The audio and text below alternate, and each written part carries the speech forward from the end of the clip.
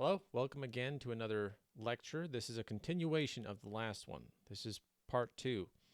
I'd like to get through the rest of this essay that I wrote, which is called Jesuit Invention of the Protocols of Zion, a Hypothesis. So let's continue where we left off. We're going to start with the next section here, which is called The Dialogue in Hell.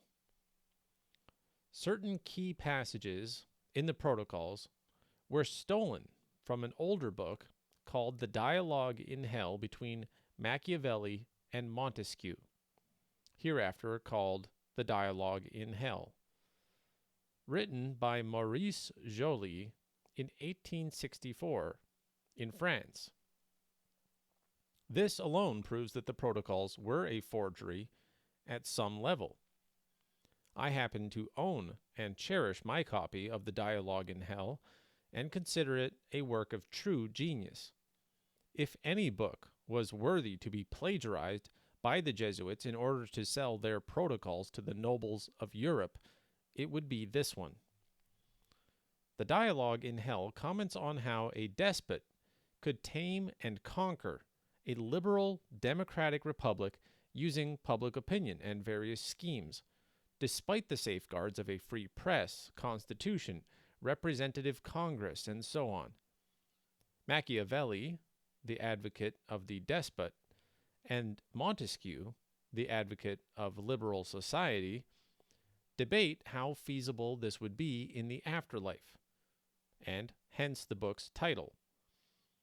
There are 25 dialogues in the book, each commenting on a different aspect of society.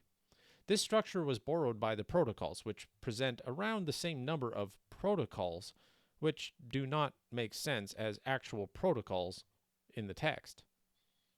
Scholars insist that Maurice Joly intended his book to serve as a commentary on Napoleon III, who got himself elected as the first president of France, despite the controversy of his deceased uncle, Napoleon Bonaparte.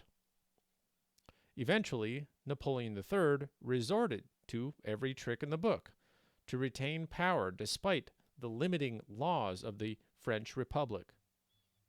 Maurice Joly never mentioned Napoleon III in his book, but he was arrested for trying to publish it anyway, and it was banned for a while. A few years later, he was released and had the book published under his real name. Napoleon III, enemy of Bismarck. Not only do I totally reject the idea that anyone except a very real conspiratorial party with foreknowledge of their own plans could have adapted Maurice Joly's commentary into what we end up finding in the Protocols, but I reject the idea that Maurice Joly was limiting his commentary to Napoleon III. It is far more likely that he was criticizing the Jesuits as well. We know from the Kulturkampf of Otto von Bismarck that the Jesuits were infamous manipulators of the public opinion at the exact time that Napoleon III was in power, and that Maurice Joly was observing the situation. Bismarck finally banished the Jesuits in 1872, after a long and very public struggle with their order. And by that point, everyone in Europe, especially those who wanted to protect their liberal societies, such as Maurice Joly, hated them for constantly trying to impose the Vatican's despotism on free people. Napoleon III even tried to conquer the south of the USA. Napoleon III protected the Papal States during his time in power and waged war against Otto von Bismarck himself. He was a puppet of the Jesuits, just as his uncle, Napoleon Bonaparte, was before him. Any intelligent author could have seen that.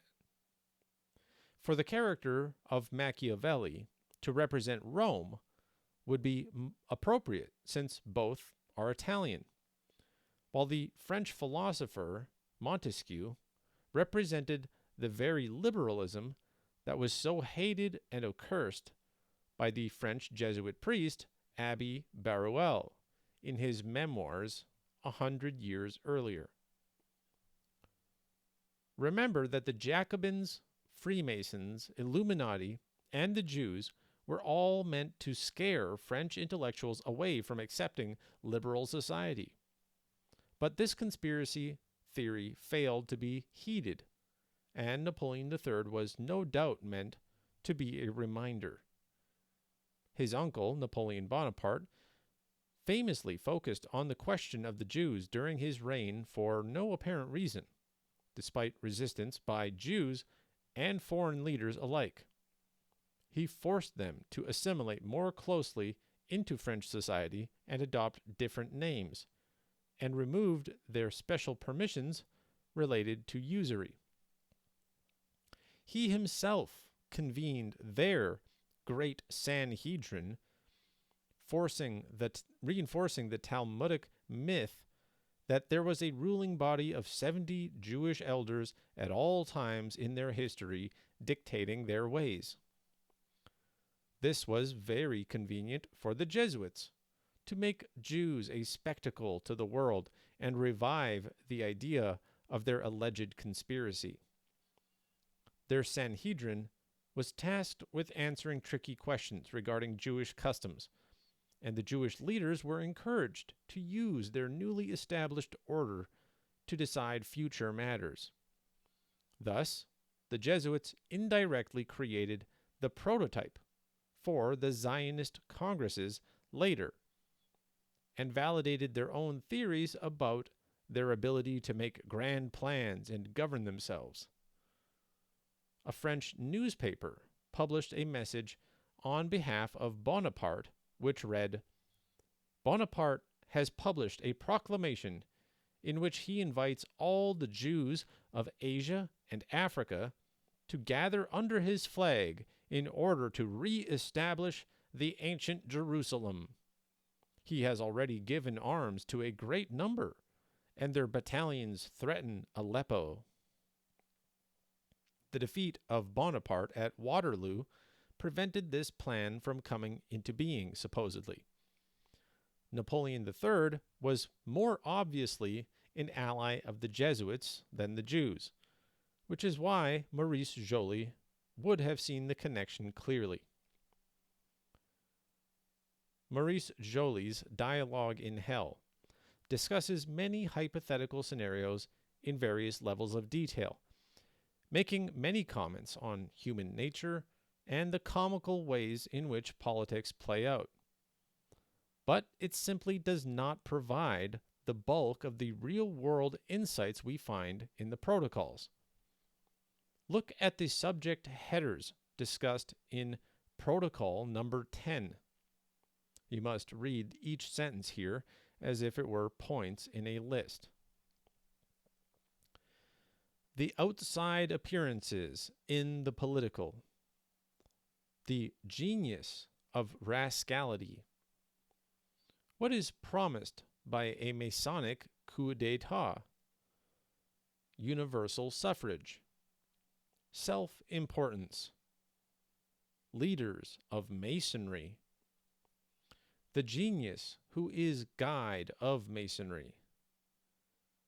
Institutions and their functions.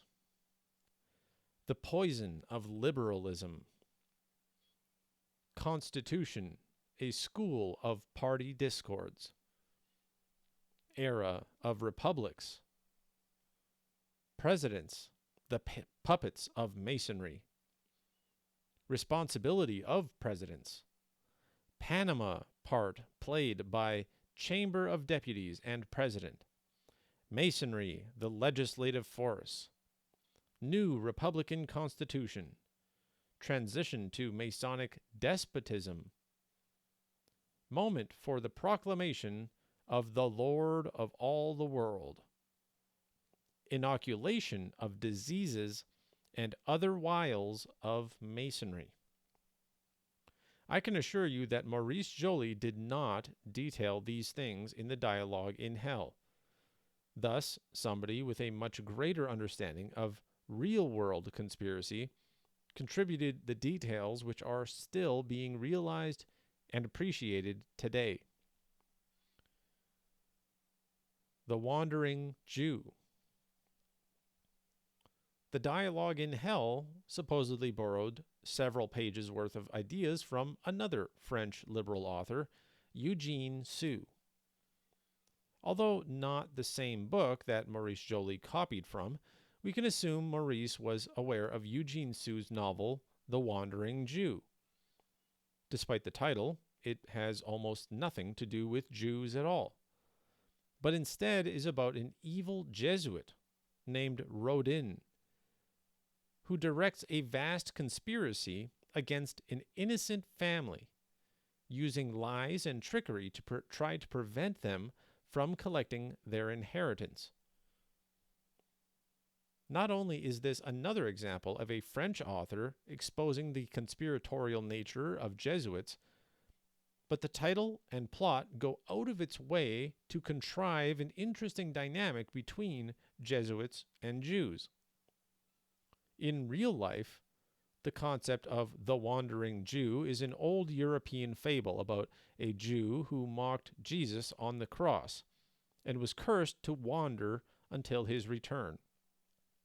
In Eugene Sue's novel, however, this eternal Jew has been trying to protect his sister's descendants for all those centuries. In the 1830s, the threat facing those descendants are the Jesuits. His goal is to reach Paris from Poland in order to help them. The family does not realize that they stand to gain a fortune if they can collect an old inheritance in Paris, or that the Jesuits have been plotting against them collecting it using diabolical methods. The inheritance has been in the care of a Jewish investor, actually the wandering Jew himself, who received it from an older family member who was also despoiled by the Jesuits. The Jesuits know about the inheritance due to this. As one summary of the book's plot says, the plotters are so meticulous and so thorough in their scheming that they persuade young Gabriel de Rennepont, the heir, to become a priest and a member of the Society of Jesus. Through Gabriel, they hope to acquire tremendous fortune, for by preventing the heirs from reaching Paris, and the society has agents all over the world who will do its bidding under any circumstances, or any conditions, I should say, they can ensure that Gabriel will inherit the legacy. Then, since he is forbidden by his vow of poverty to possess money, the funds will revert to the society. With that money, the Jesuits will be able to re-establish their supremacy over the French people and will be able once more to govern countries and guide the destiny of Europe. So you see, the popular author, Eugene Sue, found it perfectly appropriate to write stories about the Jesuits trying to reclaim power over France so that they could control Europe. The whole story is complex and truly dwells on the detailed plots of the Jesuits, including kidnapping, gaslighting, murder, arson, and plenty of lies. After being thwarted by a stranger's interference on the day of the inheritance, Rodin, the Jesuit priest, immediately produces a paper that places him in complete charge of the Jesuit cabal. He proclaims that they did not lose, that they can and will win by employing psychological methods instead of violence. He will let each heir destroy himself or herself by his or her own desires, passions, or vices. Psychological warfare, greed, and a secret struggle between Jews and Jesuits over money and control of Europe. If there is any allegory in this discussion, it portrays Jews as wise protectors of the innocent against Roman plotting, despite their past faults and cursed state of existence. Rothschild, a Jesuit invention. Having blamed Masons, Jews, and Illuminati for the French Revolution with Baruel and his memoirs, the Jesuits needed to keep their lie going and add weight to it over time.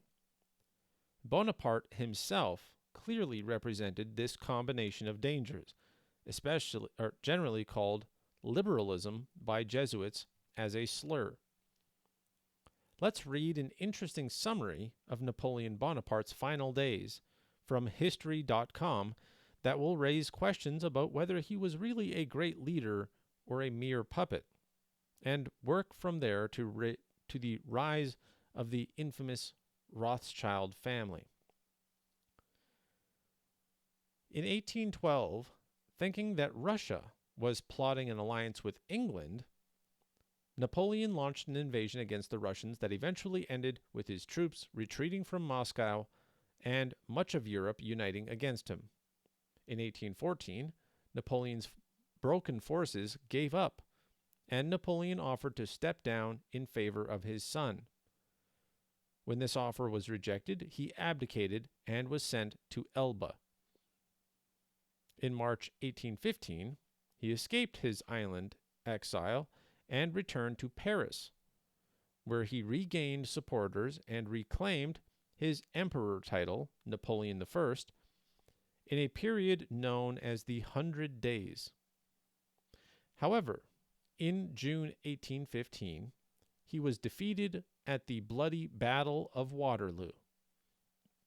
Napoleon's defeat ultimately signaled the end of France's domination of Europe. He abdicated for a second time and was exiled to the remote island of St. Helena in the southern Atlantic Ocean, where he lived out the rest of his days. He died at age 52 on May 5, 1821, possibly from stomach cancer, although some theories contend he was poisoned. First, let's note that Bonaparte started a military campaign against Russia, thinking that they would team up with England. What is the connection between Russia and England at this time? In Imperial Russia, Catherine the Great refused to allow the papal document of suppression to be distributed and even openly defended the Jesuits from dissolution. Under the patronage of the quote-unquote Russian Society, Jesuit provinces were effectively reconstituted in the Kingdom of Great Britain in 1803, according to Wikipedia. Russia and England both helped the Jesuits during their abolishment, and Bonaparte didn't want an alliance between them to be solidified. Perhaps he knew that the Jesuits would turn against him once they connected these countries officially and no longer needed him. He was humbled by his defeat, accepted exile, and learned to obey the Jesuits fully after that point. However, after they helped him escape the island and restored him to power again, they had no intention of letting him prosper. They were simply setting up a much more important series of events that would hinge on his defeat at Waterloo. According to Wellington, the battle was, quote, the nearest run thing you ever saw in your life, end quote. Napoleon abdicated 4 days later, and coalition forces entered Paris on the 7th of July. The defeat at Waterloo ended Napoleon's rule as Emperor of the French, and marked the end of his 100 days return from exile.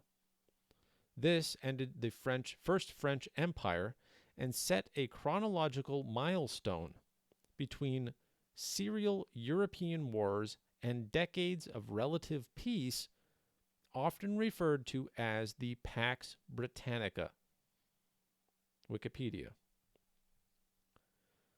Jesuit-controlled Russia defeated Napoleon the first time, and Jesuit-controlled Britain defeated him the second. Both were the only Jesuit strongholds in their time of exile. France was punished financially for Bonaparte's insanity. Its territory was reduced, and its neighbors would go on to dominate them on either side ever since. This is the punishment the Jesuits had planned for them for daring to expel them. The infamous trick of Jacob Rothschild to send a messenger to England to tell them that Bonaparte had won and was coming for them next was sufficient to crash their stock market and allow Rothschild to buy it all up for pennies. But I believe Rothschild was more or less a character, not necessarily even Jewish, designed to become the evil face of the Zionist conspiracy the Jesuits had hoaxed into existence to frighten Europe. Much like Bonaparte's inexplicable obsession with Jews and the Sanhedrin, the Rothschild family was destined to play the role of cartoonish Zionists under the instruction of the Jesuits. The Jesuits badly needed another public Jewish, quote-unquote, family to conspicuously skyrocket into global power, and to do it using trickery and deceit, because this would fulfill their Zionist Freemason/Jewish conspiracy theory and deflect attention away from themselves. They wanted the unification of Protestants and Orthodox under the Vatican, and they would use the Rothschilds to raise the stakes in England. The timing of Waterloo. The entire 100 Days comeback and surrender of Bonaparte seems to have been scripted to create the fateful rise of this Rothschild. What did Napoleon really hope to achieve to begin with?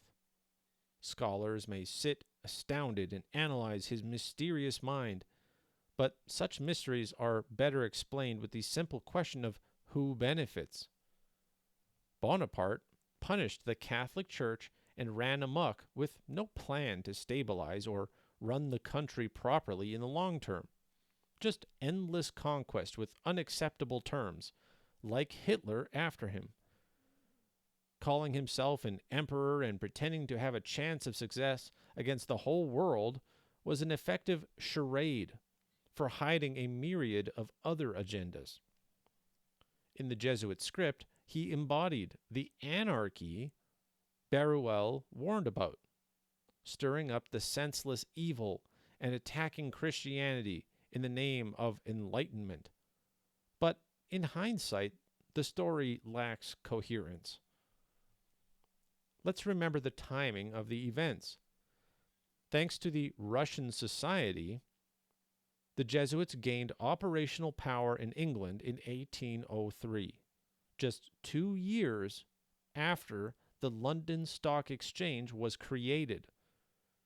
The London Stock Exchange allowed the wealth of all the powerful English nobles to pour in and fund the war effort which defeated Napoleon. But it also meant the wealth of the great families would become susceptible to trickery, which was convenient for the Jesuits, who had no loyalties or scruples, and unlimited greed. In the 12 years between their arrival in England and the Battle of Waterloo, they could have hatched the Rothschild takeover scheme and used Napoleon to put it in place. Shaping the hapless Freemasons into a Kabbalah-obsessed secret society devoted to Zionist mysteries was easy for the Jesuits as well, ensuring that the secularists and liberals of the world felt free from Jesuit control while still being sucked into their game. The Jesuit agent, Adam Weishaupt, created the Illuminati in 1776 in order to make sure the French Revolution did not end in peaceful negotiations or sensible reform. The United States of America had won its War of Independence and was officially founded that same year, and the Jesuits were hated by the founding fathers. The Americans knew that the Jesuits were assassins and conspirators bent on world domination, and tried to stop them from infiltrating the country and gaining positions of power. Through their proxy groups of Freemasons and Illuminati, however, the Jesuits eventually steered America back into the hands of the British. With the defeat of Bonaparte and the rise of Rothschild, and not long afterward, the full restoration of the Jesuits by the Vatican, the world saw the time of Pax Britannica, which lasted all the way until World War I. The convenience of old British occultism.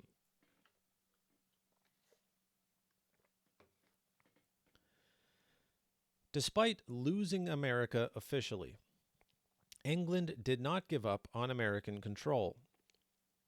With the mastermind Jesuits as their guide, they fulfilled their imperial dreams through occultism, conspiracy, and banking systems. The Kabbalist mystic John Dee and his Rosicrucian Brotherhood convinced Queen Elizabeth in the 1500s that it was the prophetic destiny of England to conquer America, rule the world using its strength, and artificially fulfill all of the prophecies in Revelation, including the unthinkable restoration of the nation of Israel and the subsequent turning of the whole world against it in the final days before the return of Christ. The Jesuits have facilitated this insane ambition ever since, allowing Jews to take the blame. Going back to the protocols, we now see the matter more clearly. As the decades go on and the Jesuit conspiracy to make the Jews a visible nuisance grows worldwide, the Rothschild scheme pays off. They fund increasingly vocal Zionist political movements in the hopes of creating backlash.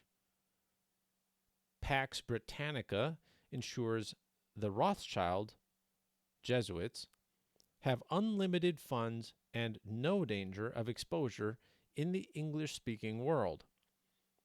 Anyone who opposes the Rothschild or the Jews gets the wrath of the British family, the London Stock Exchange, and the American secret societies beholden to obey them. Together, they reign supreme. Freemasonry grew quickly as a shortcut to power and success among gullible Protestants and Americans, who were then directed to hate and attack Jesuits constantly in order to discredit the notion that Freemasonry, and by extension Zionism, has anything to do with the Vatican. The very hatred of the Jesuits passed down by the Founding Fathers became the best tool for covering up the involvement of the Jesuits in American politics. Masons are nothing but controlled opposition for the Jesuits, as is the entire Zionist charade. The Jewish Prince Letter. There is one more hoax that needs to be connected and exposed related to all of this. It is the so-called Advice to the Jews in France letter published in Paris in 1889, at the same time that the Jesuits were being shunned by Europe and the protocols were being conceived of by their agents. Here's what one website says about this hoax letter. The letter was printed in Revue des Études Juives, Review of Jewish Studies, Paris, France, 1889. The newspaper was financed by James Rothschild, Jacob Rothschild, a Jew who managed the Paris branch of his father's European banking empire. If our hypothesis is accurate, then this Rothschild newspaper was directed to publish this letter as part of the Jesuit scheme to promote the protocols and give it a semblance of legitimacy from, quote, Jewish sources. What's remarkable about this fake letter is that it supposedly predates the Jesuits altogether, because it is supposed to be an artifact from 1489.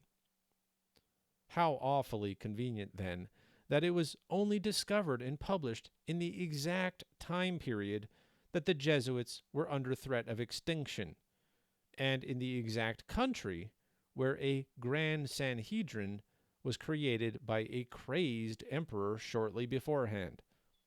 And how convenient that this Zionist Rothschild would feel so comfortable and bold about publishing the diabolical letter for the world to see at this time of peril and persecution across Europe and Russia.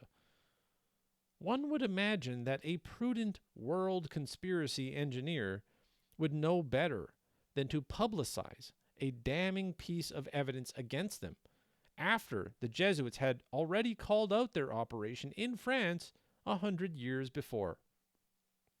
Regardless, the story of the letter is that a rabbi wrote to the, quote, Grand Sanhedrin, there's that Bonaparte myth, in Constantinople in 1489, and received a reply about how to dominate society using secret tactics. The translated text is below, but remember that this letter is supposed to represent an ancient document not connected with any of the events we have been discussing so far.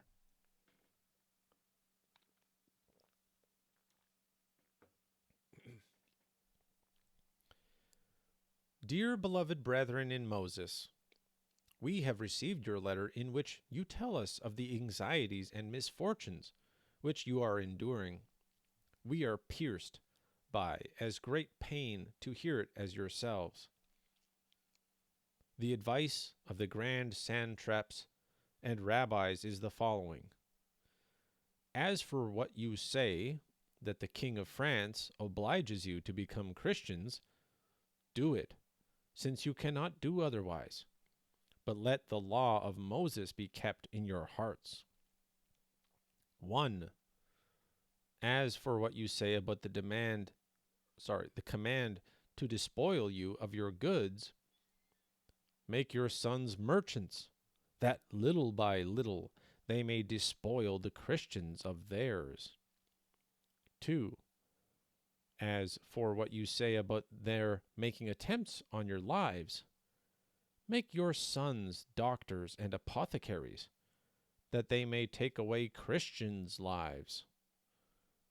3. As for what you say of their destroying your synagogues, make your sons canons and clerics, in order that they may destroy their churches. 4.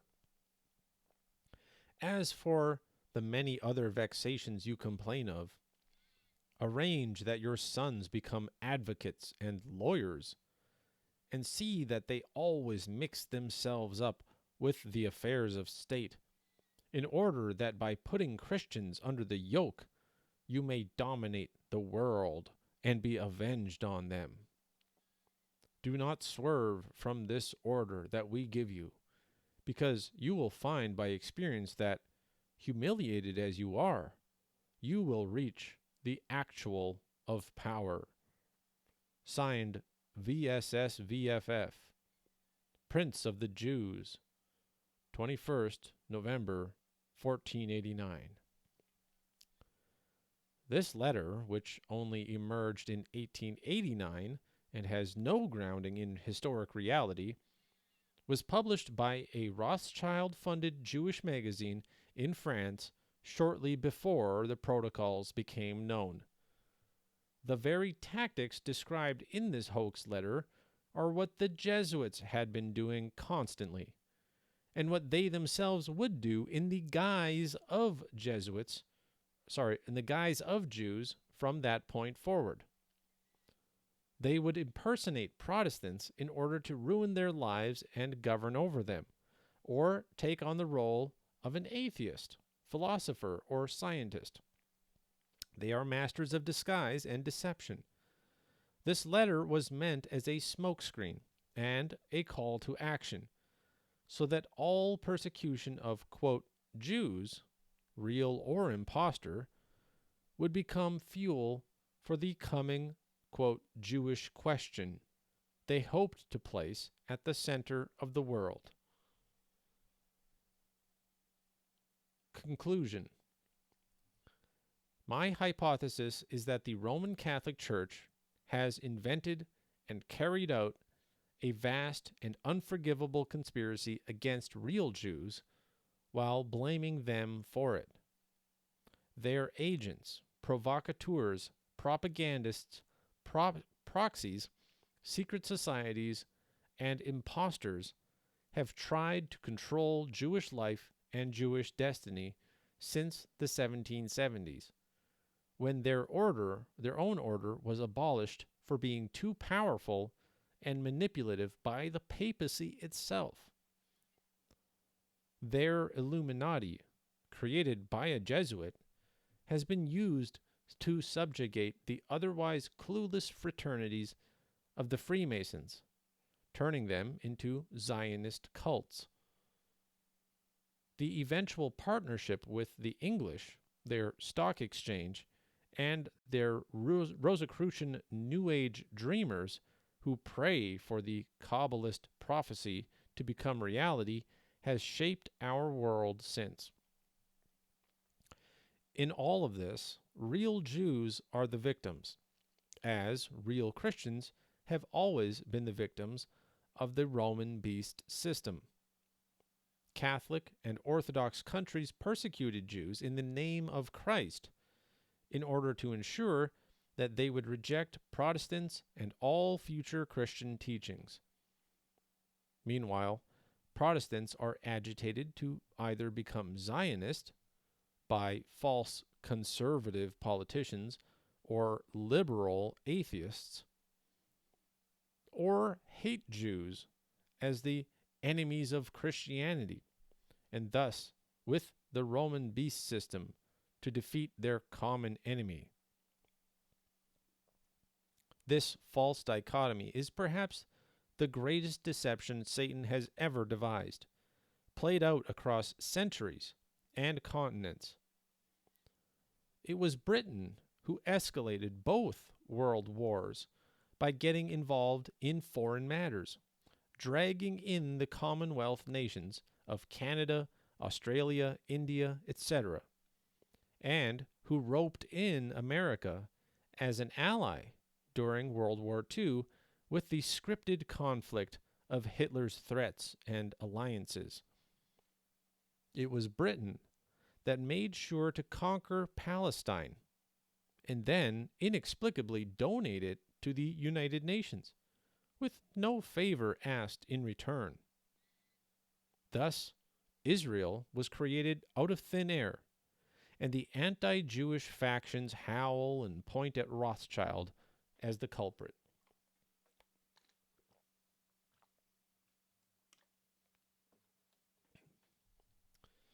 Synagogue of Satan. I do not believe in a Jewish world conspiracy, but in the prophecy of the Bible, which states that the beast, which is Rome, is allowed to make war with the saints and overcome them.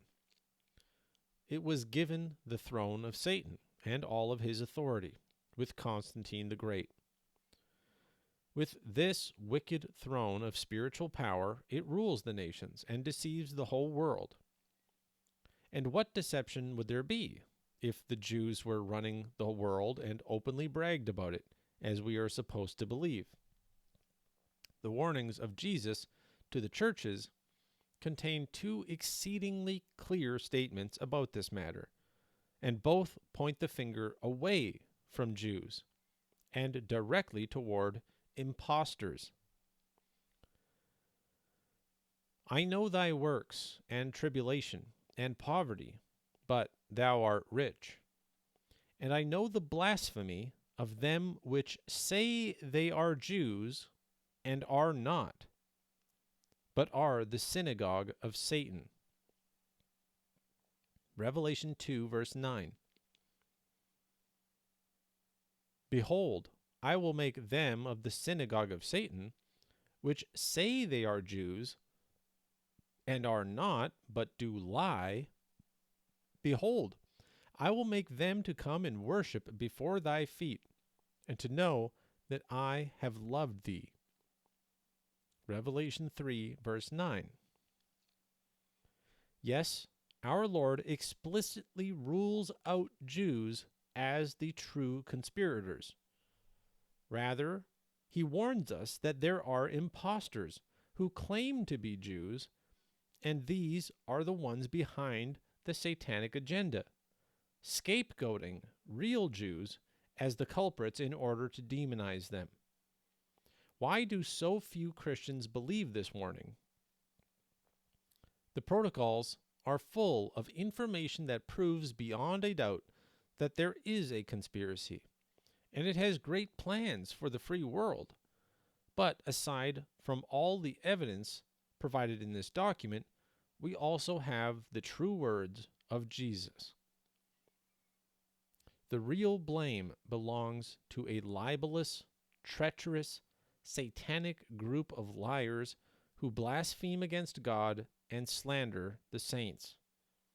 These are exactly the same qualities that the beast later displays in the same book of prophecy.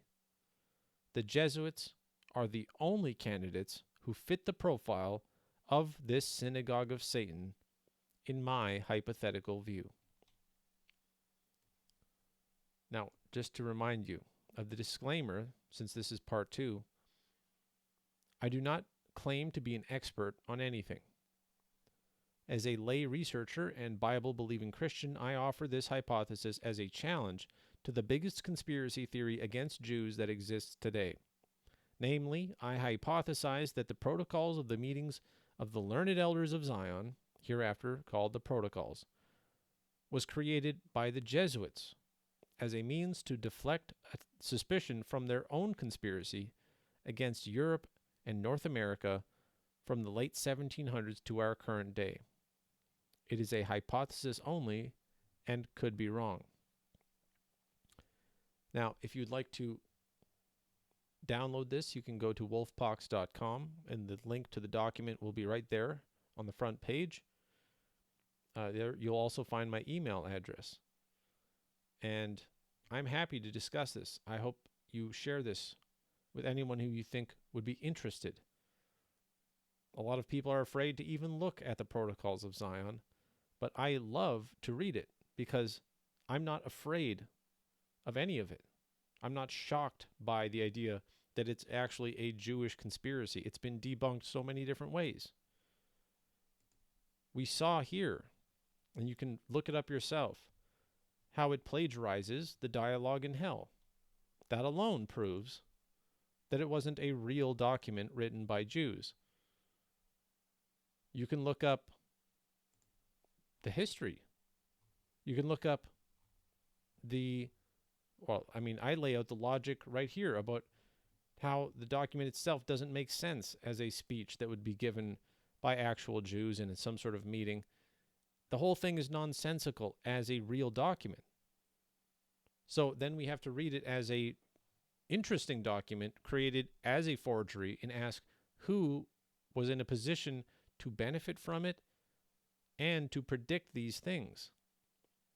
And obviously, I argue that that is the Jesuits. So if you get a copy of it, I hope that now you can read it and see through the silliness of it. We read sections that were talking about in the protocols, talking about how the Jesuits were the only ones who could rival the Jews, and they were the geniuses who could stop their conspiracy. I mean, the whole thing reads like a advertisement for reunification of the Catholic Church and the Protestant churches, and this fear-mongering around Jews and Freemasons and the Antichrist. And from what I see today in the public, in Christians talking about this scary time that we're in, all of this propaganda is going to come to a head, and many people will be deceived by what is essentially in the protocols. This whole fear-mongering around the Antichrist especially. And if they pull it off, if the Jesuits pull off this hoax correctly from now on, they're going to cause a lot of people to needlessly betray each other and fall for this really amazing long-term hoax that begins with John Dee in the 1500s and Queen Elizabeth, and then really finds its legs and becomes a real thing with the Jesuits joining with England in the 1800s, early 1800s. I find that to be a fascinating theory. Of course, it could be wrong.